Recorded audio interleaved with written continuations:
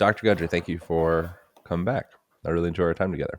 Thanks for having me. It's great to see you again. You're Yeah. looking well. Likewise. I want to start off in a weird way, as you would anticipate. From your perspective, how do you define the mind? The first chapter or introduction of your book, I think it's, what is it called? It's like brainwashing, gut brainwashing. How do you call it? Yeah. Brainwashing with the gut. Bacterial brainwashing is what's called right now. Exactly. Yeah. How do you define the mind? What is the mind? Well, I would have told you it was a collection of neurons up in your cranium, but through the years, I've become convinced, along with others, that what we perceive as our thought processes might be an intermingling of the thought processes of 100 trillion different organisms that live in us and on us. And mind isn't what it used to be. It's much more complex than I was ever taught in medical school. And I think as we're discovering the influence of these tiny one-celled organisms on almost all aspects of our behavior, our emotions, our health, I think we have to redefine what the mind is. And so what informs the disposition of those organisms to inform the experience of mind? Well, we evolved with a symbiotic relationship between two or three kingdoms that talk to each other, and it's called trans-kingdom communication. And so we're part of the animal kingdom. There's a plant kingdom, there's a fungal kingdom, and there's a bacterial kingdom. And what has shocked me through the years is learning that there is a language that these kingdoms communicate with, and not only talk to each other with, but the power of these various kingdoms to interact with us and control us is staggering. And a lot of what Gut Check is about is trying to inform people that there's a whole lot more going on than meets the eye, and that if we learn the language and take advantage of that language and support this symbiotic organism that lives within us, we're going to be a whole lot better off. Yeah. So I just finished up going through the digital copy of Gut Check. It's not out quite yet. And in the first, I think it was in the introductory chapter, the bacterial brainwashing, talk about something that I've been enamored by for a long time, which is toxoplasmosis. Yep. And I think that's an interesting, metaphor in reality for that relationship of those bugs that exist within us or are us, or however you define that. What the hell is toxoplasmosis, and how is that a relevant concept in this conversation? Well, so toxoplasmosis is a single cell organism. It's a parasite. And so many parasites often have two phases of their life cycle, like toxoplasmosis. And they have to have an intermediate host to live in to get to where their final host is that they can reproduce in. And it's kind of an odd system, but another way of putting it is just like a caterpillar has to, go into cocoon to become its final form, which is a butterfly or a moth. The chrysalis. Very good. Yeah, thank you. Yeah, as you know, the monarch butterfly is making a comeback. Hell yeah. So anyway. I've been a big monarch butterfly advocate for a long time. Yeah, little known fact. They're actually making a comeback in California. So this is actually exciting because they were kind of disappearing. But I digress. All right. Yeah. So toxoplasmosis wants to get into a cat. And a cat can be a house cat, it can be a tiger, it can be a mountain lion, whatever.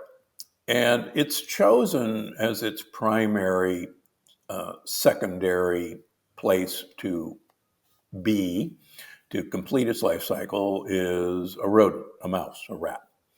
Now, at first glance, that in a way would be a stupid idea to choose because rodents are deathly afraid of cats. They are deathly afraid of cat urine, and the sight of a cat will make them run the other way. So bad choice if you wanted to get into a cat.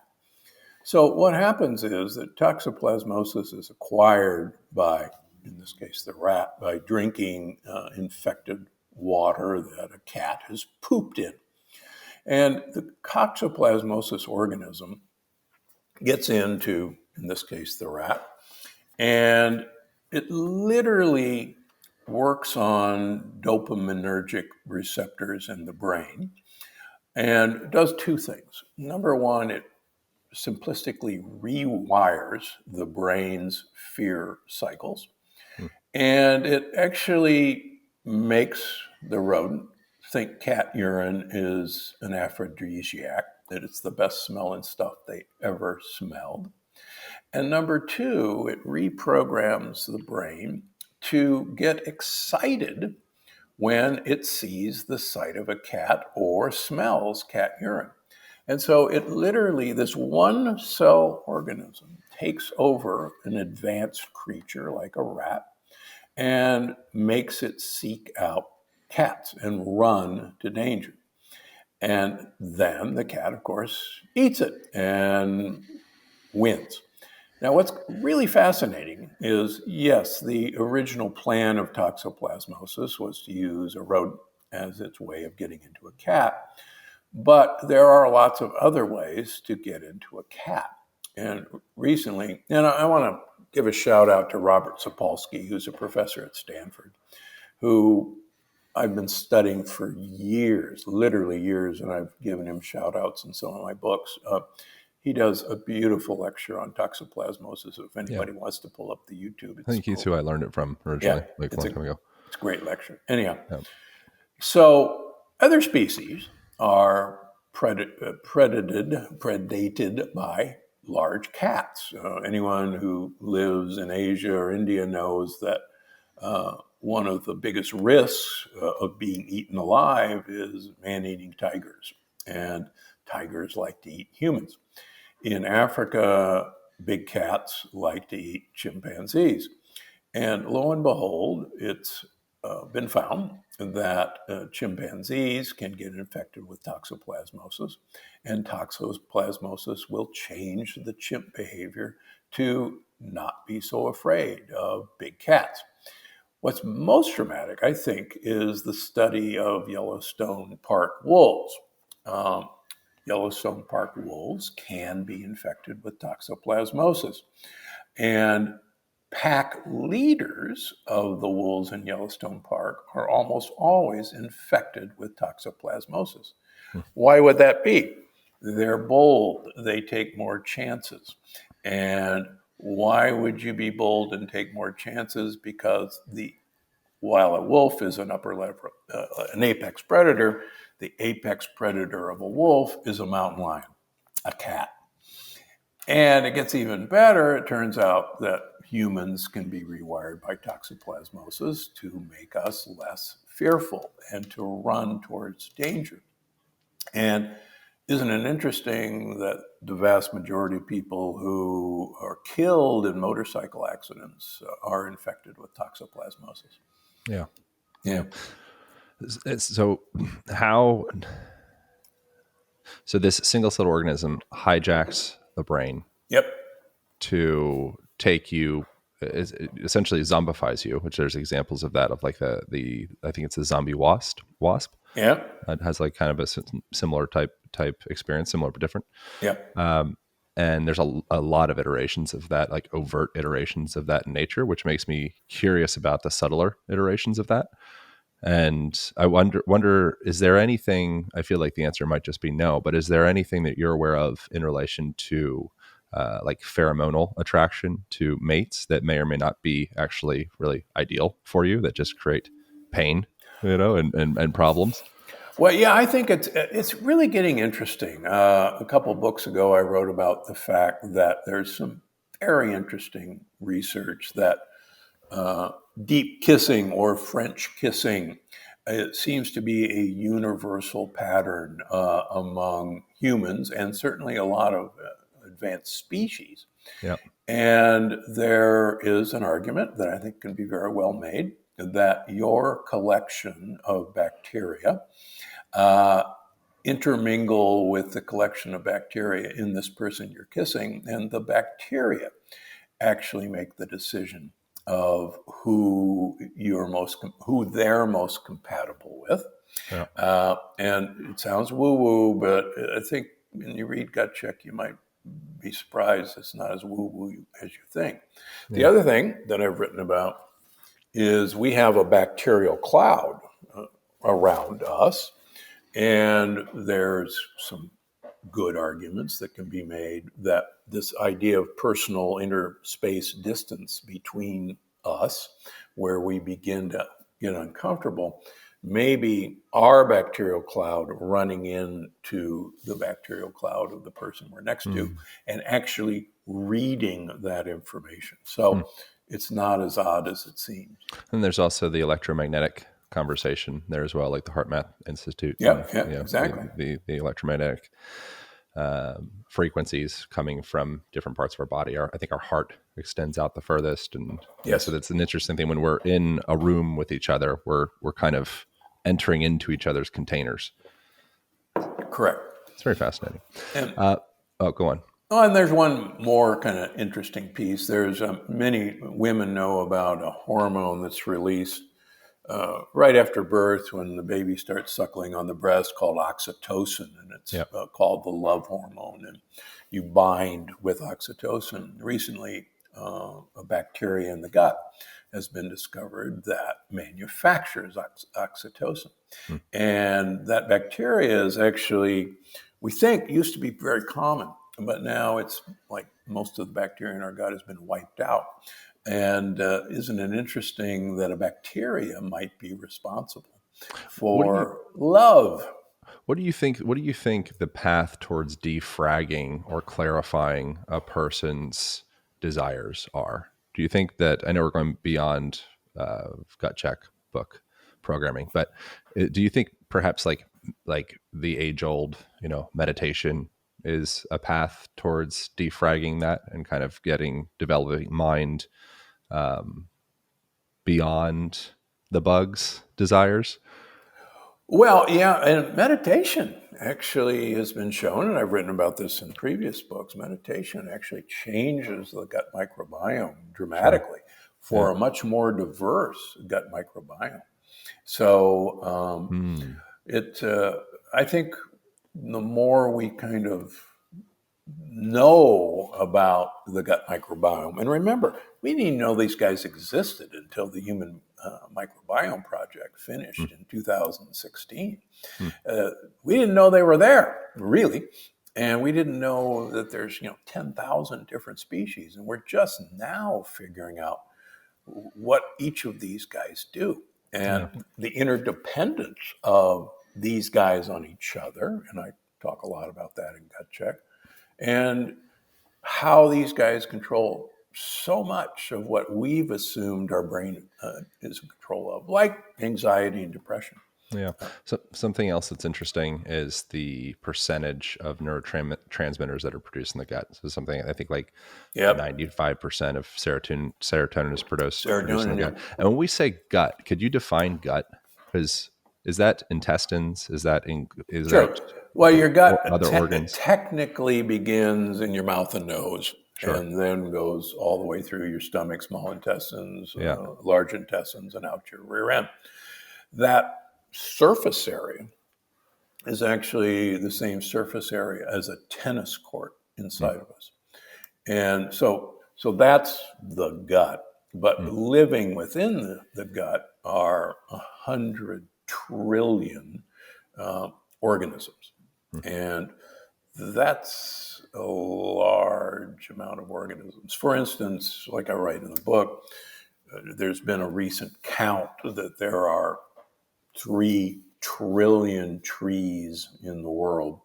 So there are 97 trillion more bacteria living in our gut than there are trees in the world, Hmm. just to give you the enormity of that. Hmm.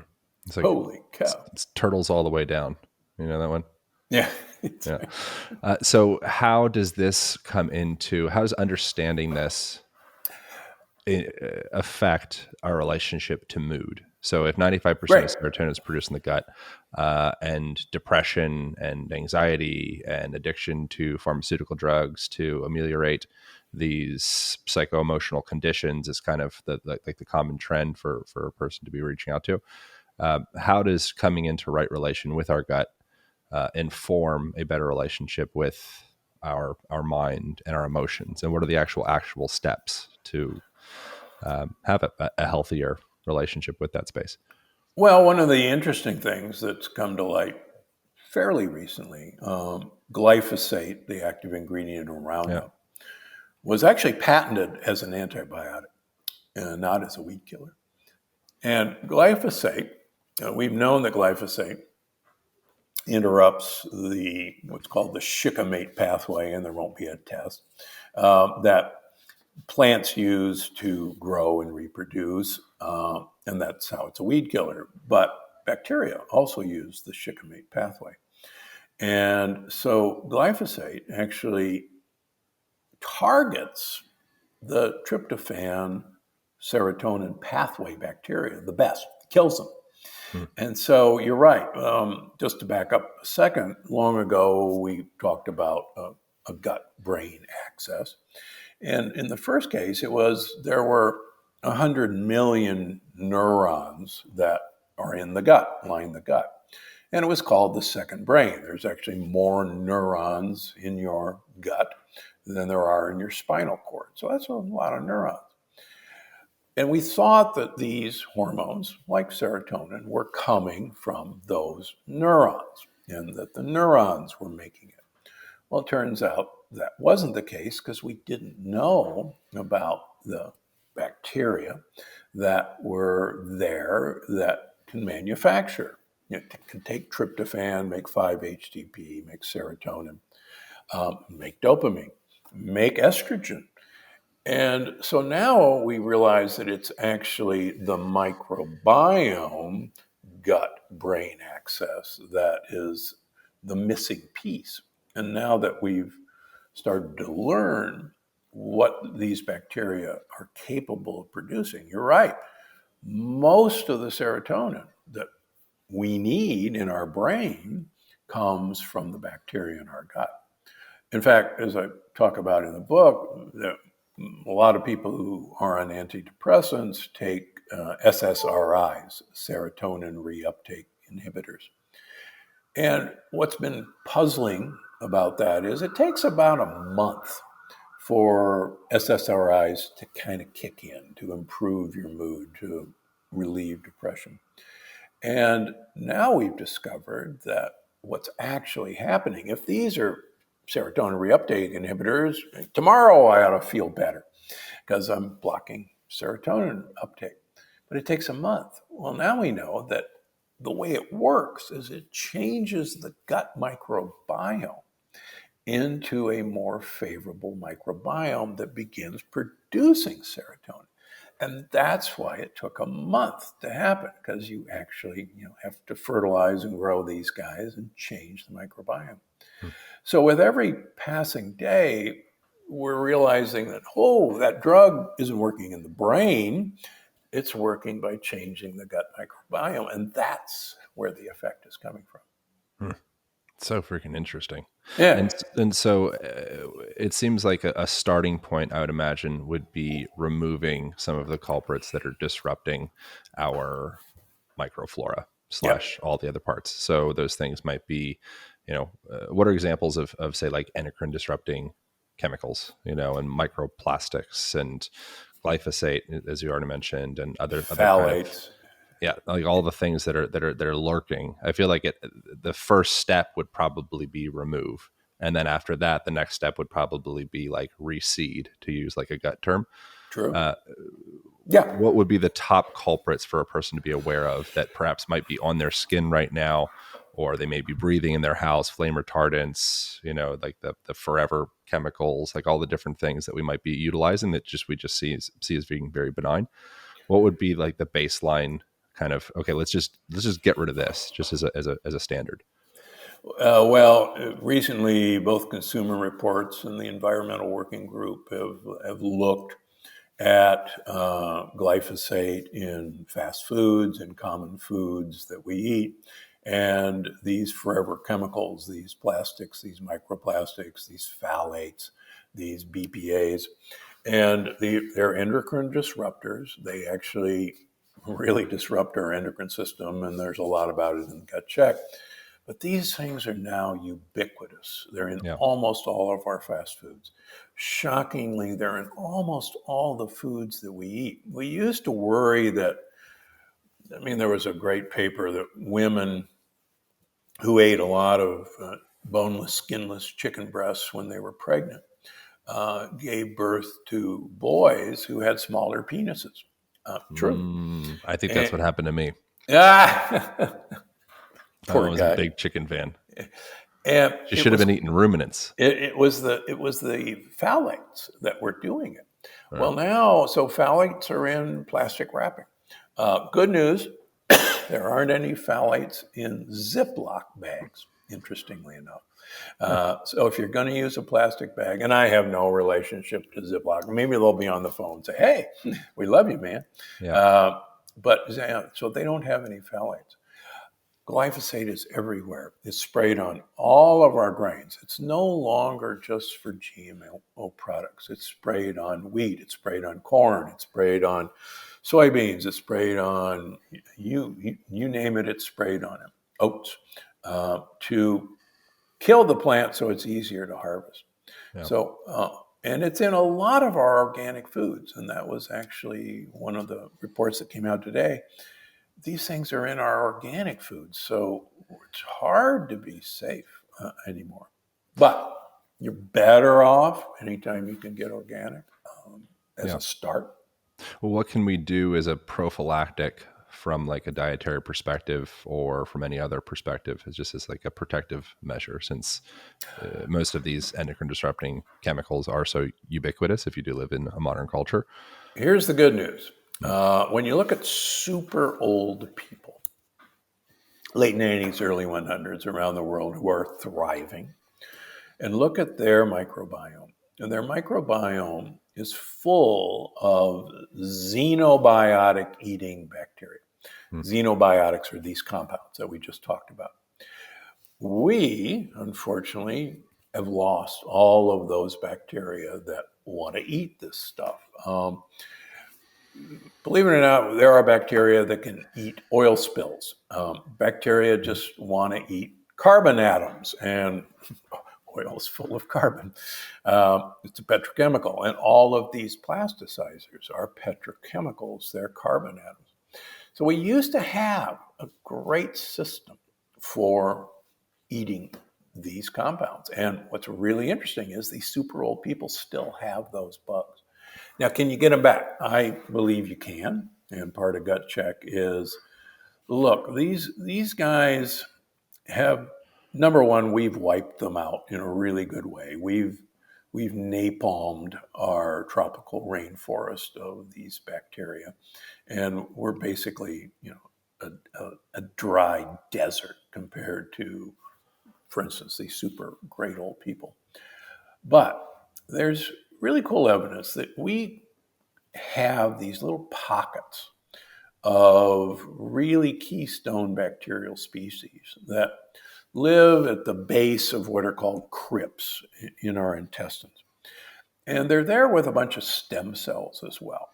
And I argue that you can coax these guys out of hiding by basically dangling what they want to eat in front of them.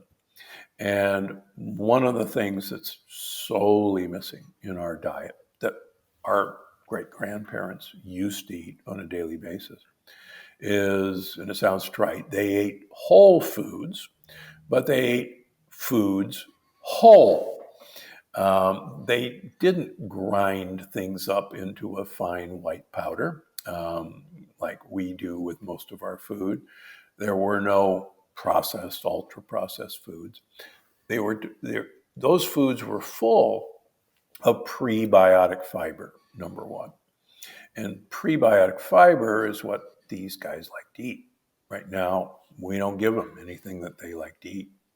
Number two, which is, I think, also really important, our ancestors made food that would preserve by fermentation. Whether it was fermentation of grains, whether it was fermentation of beans, whether it was fermentation of beer, wine, cheeses, yogurts. That was the only way to store things and to also, quite frankly, make foods edible and digestible.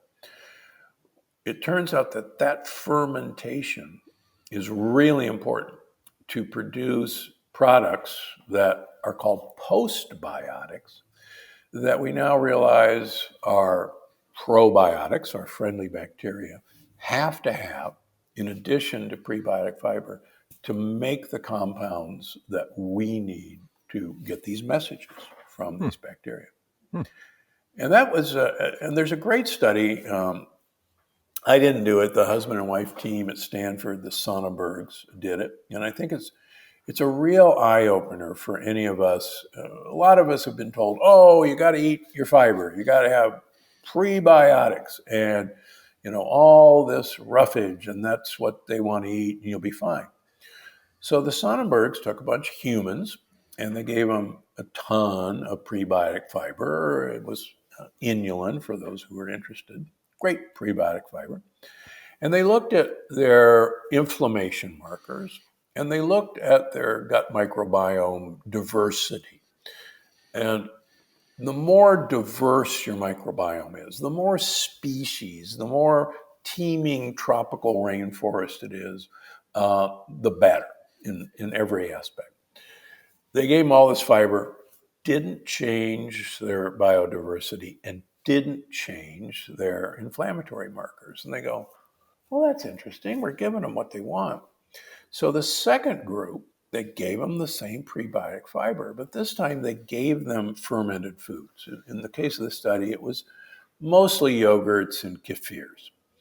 But it could be sauerkraut. It could be, believe it or not, vinegar as a fermented food. Believe it or not, coffee, tea, and chocolate cacao as a fermented food. Good news. And they gave them that with the prebiotic fiber, and lo and behold, their gut diversity bloomed and their inflammatory markers plummeted. So it was, you gotta have, it takes a village. And I talk about the steps you gotta go through in the book to get these guys to come out of hiding, give them the precursors they need to build better compounds that start communicating with your brain and foster these friendly bacteria coming out of hiding. And I still see patients 6 days a week, and that's what we do. And the changes are remarkable. And this book is, here's what I've learned since I published the Plant Paradox almost 7 years ago now. And 80% of my patient population now are people with autoimmune disease and a wiped out gut microbiome and leaky gut. And we can rebuild this step by step. And the book tells you how to do it. Yeah. When people ask, well, I don't know, on occasion, I think whether people are asking or not, I kind of describe my diet as like a blend of Saladino and you, because I think I think animals are sensible for a lot of reasons, but to villainize and demonize like all plant foods as just being like weaponized against humans because they're not able to move out of their place doesn't make a lot of logical sense to me. What I like about the Plant Paradox and your lens on things is I think that it brings nuance to the conversation, that it's not just all foods are bad, it's more about the preparation of the food. And so things like pressure cooking or things like fermentation or things of the like, So is that, can you talk a little bit about that? Of like that, like the conversation or debate of plants, they can't move, so they end up developing these defense chemicals as opposed to having fangs or teeth, or claws or whatever. And so we have the lectins, and we have the oxalates, and we have all these inflammatory issues with pretty much all plants that aren't fruit. Now suddenly fruit is legal. Before fruit wasn't legal, now it's legal. So what do we? Yeah. What's a more nuanced conversation within that, as far as could there be a conversation around it's not just the food itself, it's the preparation thereof? Does that seem like something worth talking Correct. about? Paul, a few years ago, unfortunately called me the father of the carnivore diet, and I go, oh, no, please don't do that, Yeah. because taken to its logical extension, all plants don't want to be eaten, but that's not true. Plants actually want you to eat their fruit when it's ripe and its seeds are protected and blah blah blah.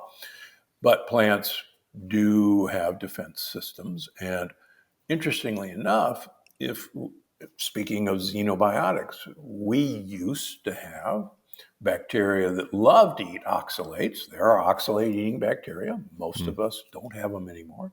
Hmm.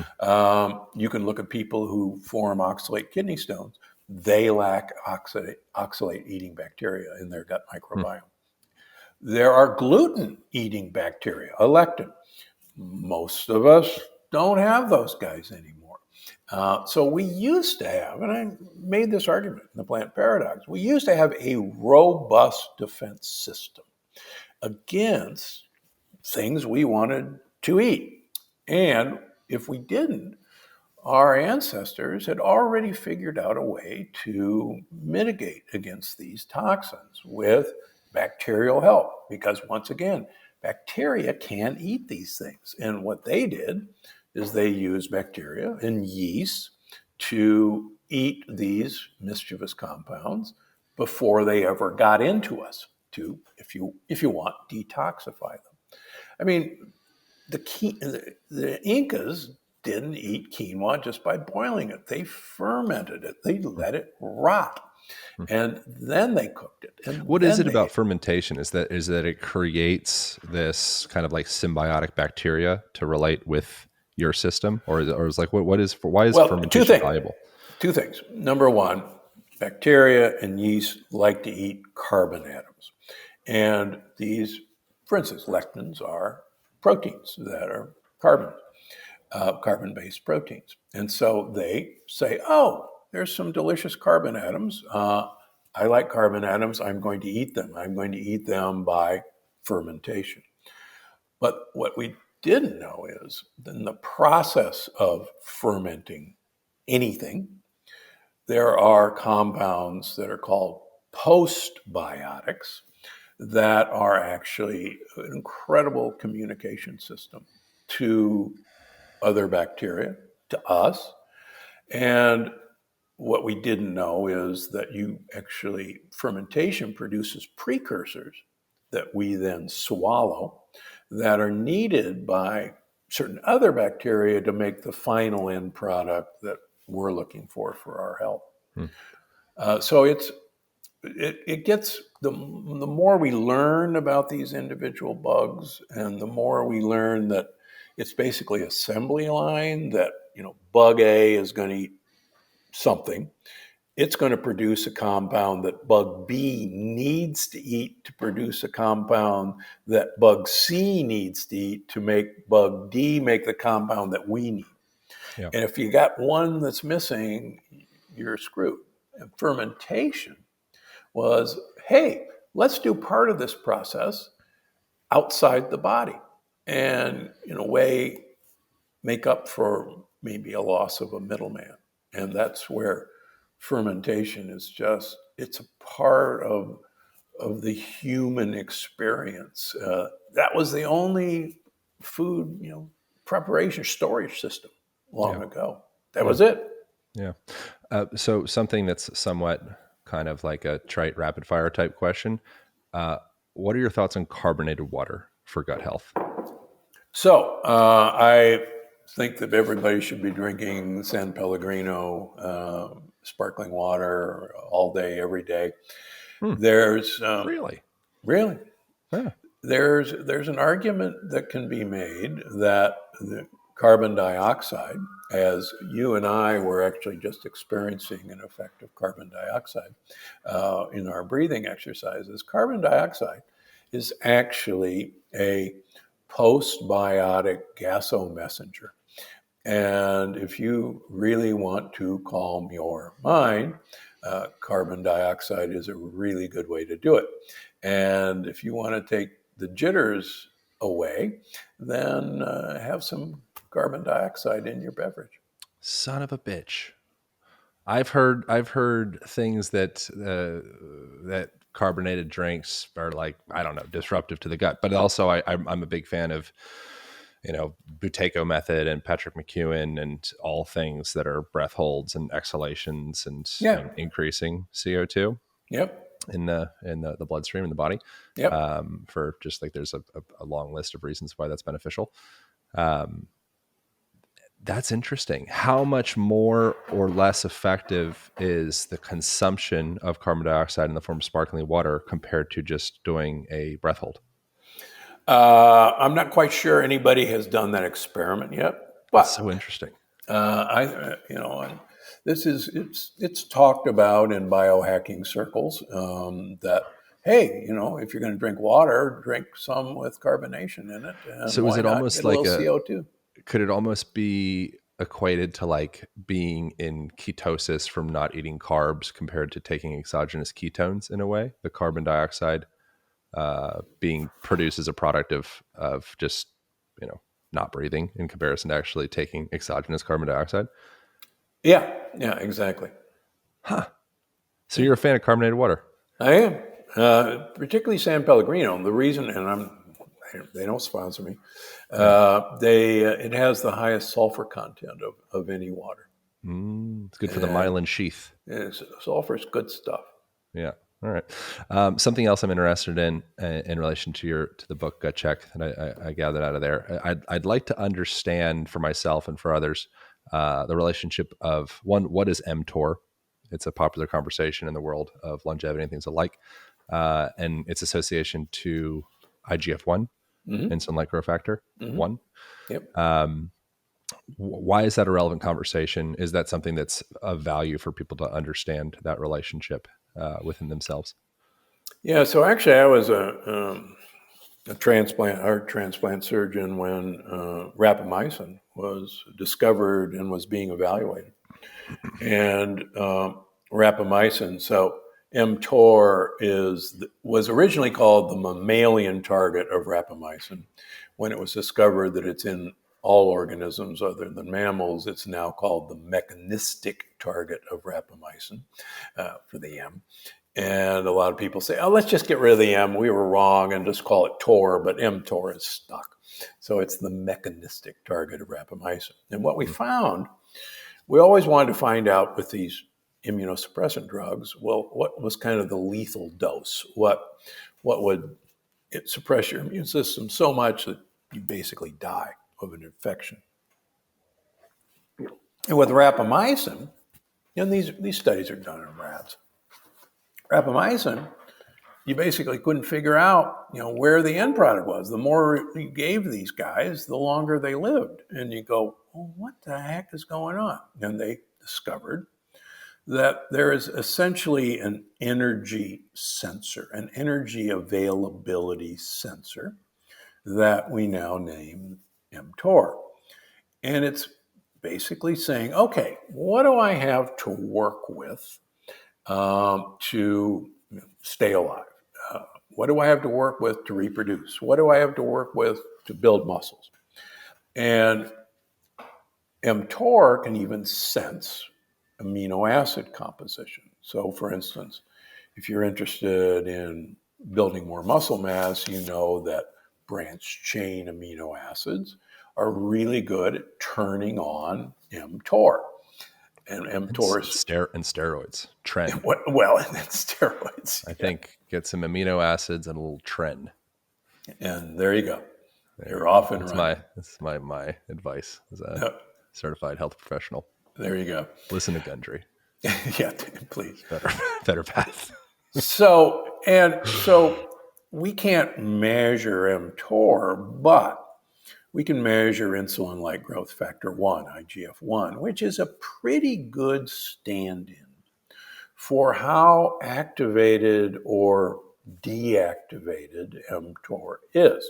Now, most of us want to have mTOR activated at least seasonally or when we're young, up to maybe age 40. But what's very interesting about super old people, and I have a practice that looks, among other things, at super old people, these folks who are thriving in their late 90s, early 100s have low IGF-1s. And it's consistent across the barrel. People who have, and I have had only one person in my experience, in my practice, with a low IGF-1 ever develop a cancer. Ever. One. Interesting. On the other hand, a high IGF-1 as we get older is associated with a much higher increased risk of cancer. Because IGF-1 growth factor, there is nothing in me that I want to grow. No offense. Unless your mom had a lot of chicken breast. Yeah, that's true. You know? We can work on that whenever. Yeah. So a lower IGF-1 as you get older is basically letting me know that that mTOR isn't being activated. So in my practice, we work on three things to lower IGF-1. Number one, less sugar or things that turn into sugar. And that kind of sounds obvious, but we can watch it. Number two, and this is where perhaps the carnivores and I would disagree. The amino acids in animal protein are very different than the amino acids in plant proteins. And there have been some very nice studies done altering amino acid and looking at mTOR. And if you want to lower mTOR, an easy way to do it is to eat less animal protein. I didn't say stop eating it, I just said less. And we can watch this on our patients. Now, the third way, suppose you don't want to do that. The most effective way, the most powerful way is time-restricted eating, intermittent fasting. Yeah. And that's what I do in my practice. That's what's in Gut Check. I've been writing about it for 25 years.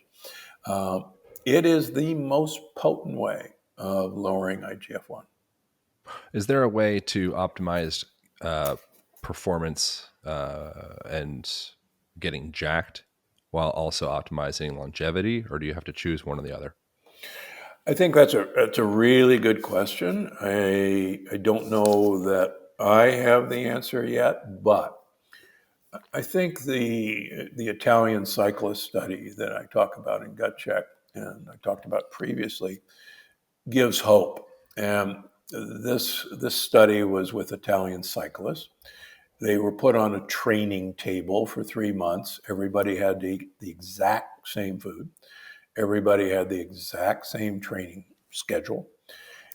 The only thing they altered was meal timing. So one group, and they had the same calories.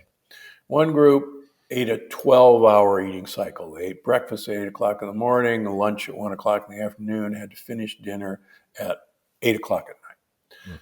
The second group had breakfast, break fast, at 1 o'clock in the afternoon, had lunch at 4 o'clock in the afternoon, and had to finish dinner at 8 o'clock in the afternoon, in the evening. A 7-hour eating window.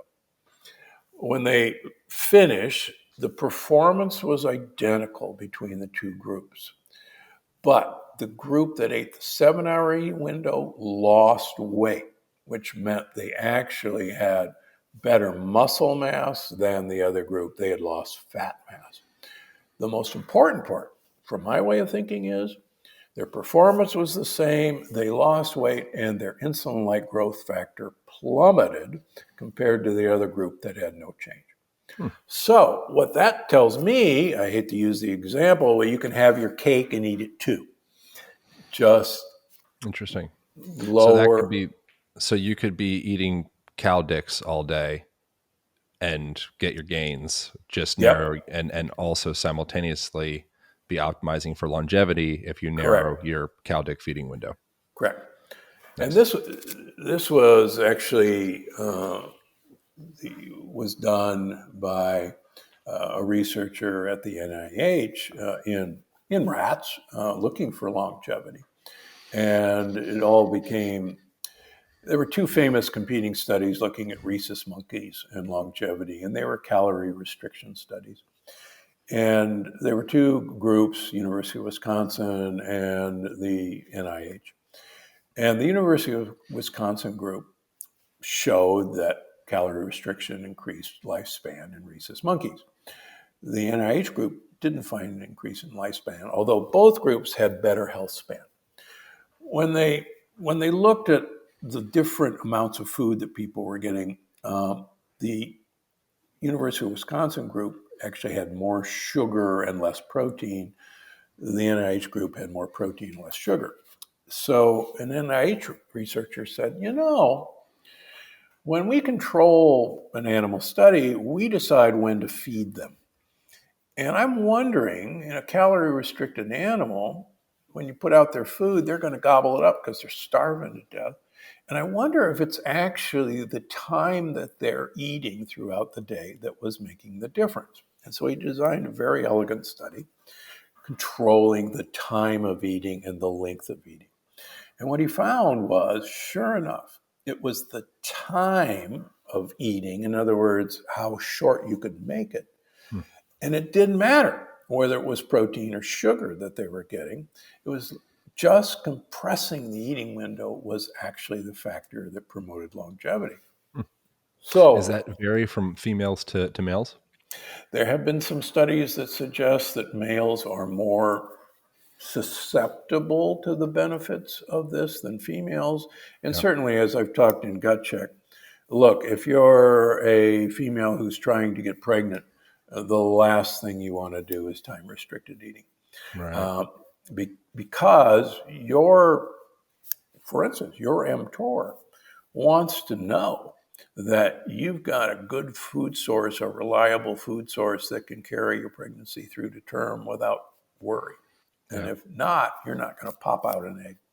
Generally speaking, most of these conversations are blanketed for 20 something white males. Is that right or wrong?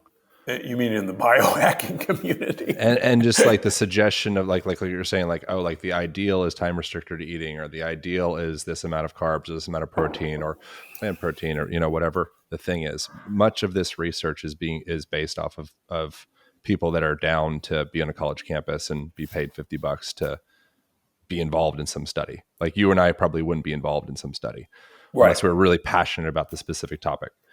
Yeah, I mean, interesting. The original USDA recommendations for vitamins that Yeah. you needed were based on 20 college students in New York City in the late 1920s.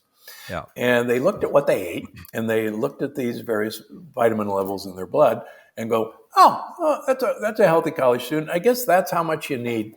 And it's never been changed. It's like, Yeah. really? It seems like so much of the nutritional conversation, which I generally steer away from because I feel like it's just I just don't know what we know in that space, and it seems so Yeah. hard to actually reduce the variables to really have a confident understanding of, okay, if you put some ketones in your body, like this is exactly what happens, or if you're in whatever the thing is.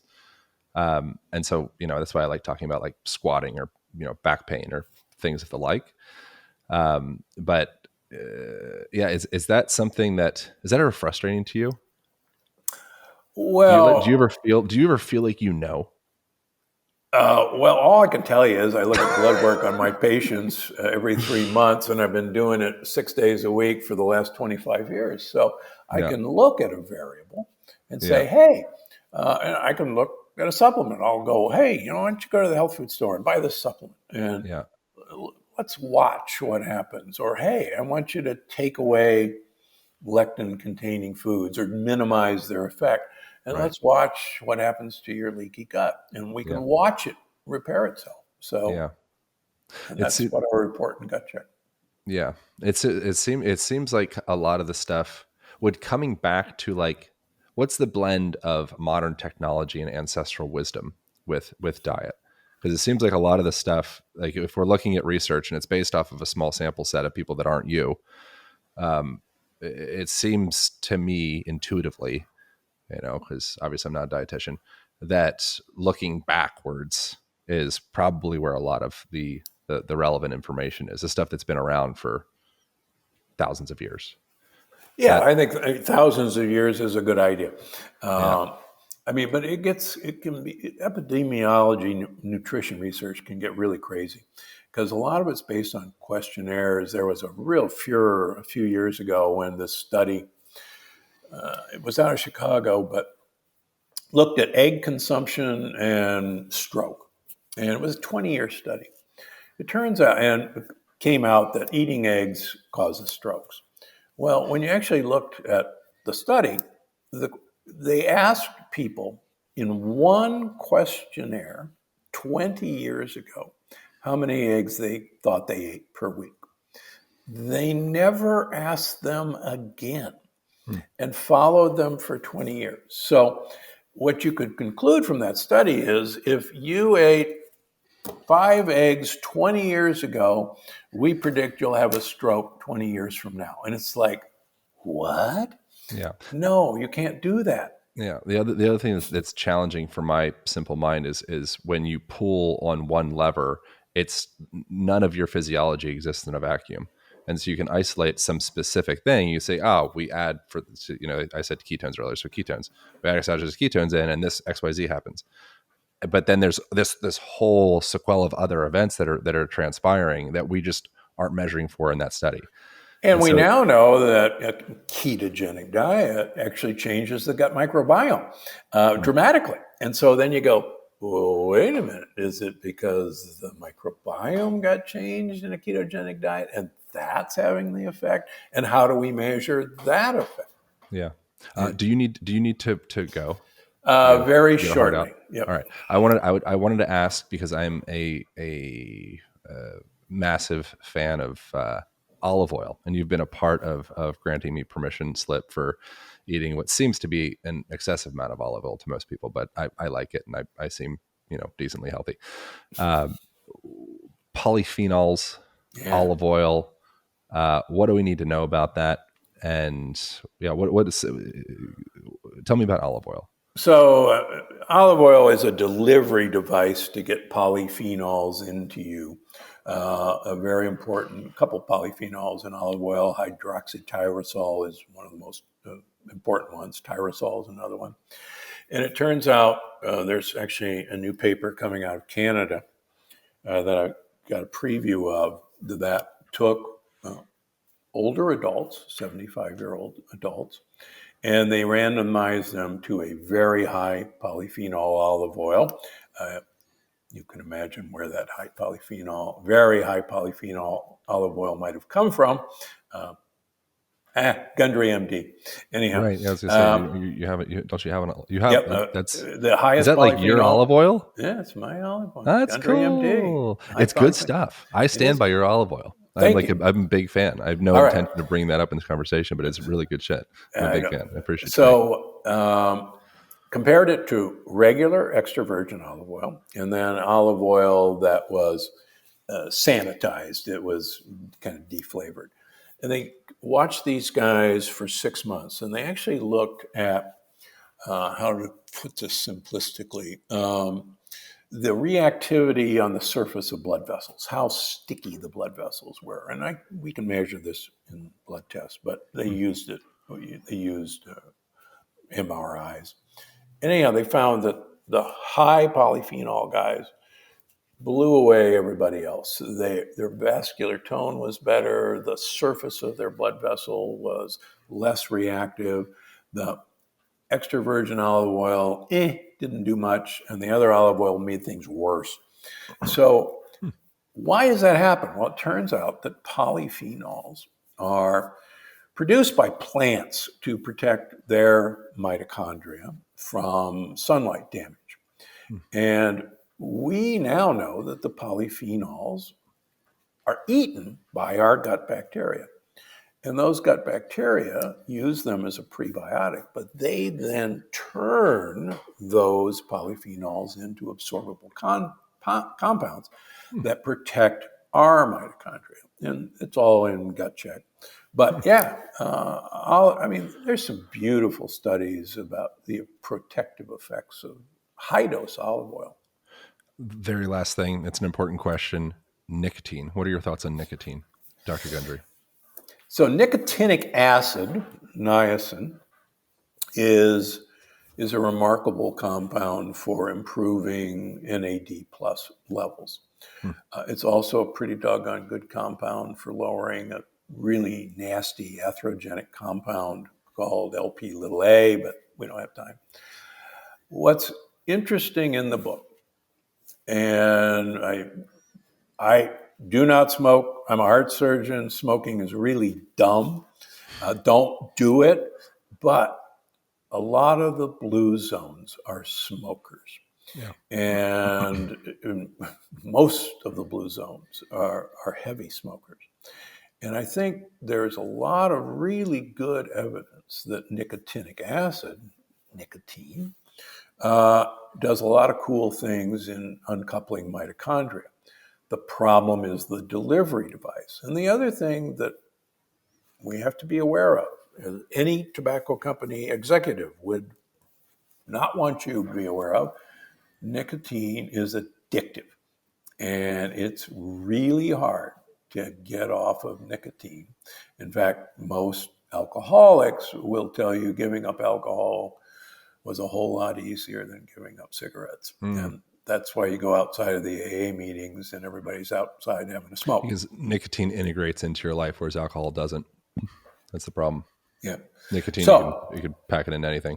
Yeah. So, do I take various forms of niacin? Yes, I do. Do we have colleagues that use nicotine drops or nicotine patches? Yes, we do. I'm not ready for that slippery slope, but nicotine is. We should have more interest in that compound than we do. All right. Okay. Thank you so much, man. I really appreciate getting to just absorb information from you. You've been a really great resource for me over the years. I appreciate you getting to share time and for creating Gut Check, the book. I really genuinely enjoyed the writing style of it and the digestible encyclopedic nature. I felt like I got to learn a lot, and it was also very digestible simultaneously. And so I appreciate you, man. Well, one of these days, visit me in the office in Palm Springs or Santa Barbara. I'm in my Santa Barbara office today. And we'll go do balance things again. We'll do acro yoga again. X amount of 5, 6, whatever years ago when I did an interview out there. I put you up my feet beforehand. It was a good time. This time we're just doing boring ass breath work. Let's change our CO2. We got to change it up. We need to take it up a notch. So Gut Check is the book. It is out by the time this comes out. It will be January 9th. January 9th. Yep. And so grab Gut Check. Is there anything else that would be relevant to point people? No, you can find me at drgundry.com or gundrymd.com, my YouTube channel, the Dr. Gundry Podcast. Go. Amazing, man. Thank you so much. I appreciate you making time and look forward to next time. All right. Thanks so much. See you, brother. Great to see you. Hope you guys enjoyed that conversation. Por favor, check us out over at the Align Podcast YouTube channel so you can get the full video version of this conversation and much more, including instructional content and things of the like. Thank you for subscribing. Thank you for joining you. I will see you next week.